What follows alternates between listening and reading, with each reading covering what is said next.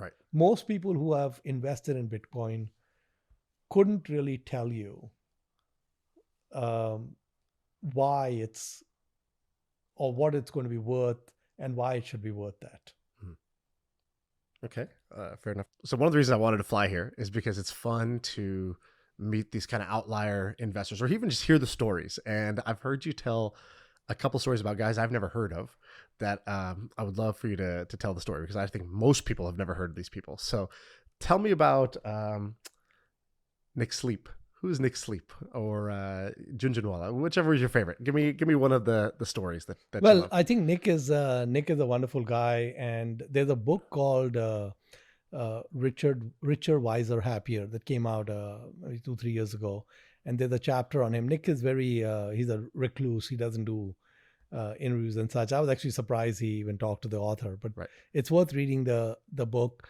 And he and his partner Zach, they would come into their office and basically just sit and read annual report after annual report till they were blue in the face. I mean, they were just and they would want to see if they could understand different businesses. And that exercise of reading those annual reports led them to the annual report of Amazon, right? And for example, I've been a customer of Amazon, known Amazon for a long time, etc., familiar with the business. But every time I would take a cursory glance at Amazon, it looked very expensive.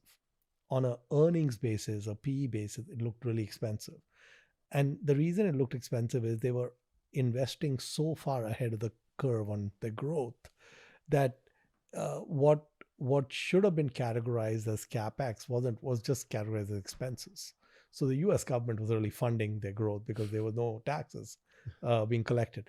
Now, what Nick and Zach were able to do, because they were just sitting in their office with no distractions, reading year after year of Buffett's Bezos's letters, and the Bezos letters are worth reading. I mean, I Mm-hmm. think they're very clear.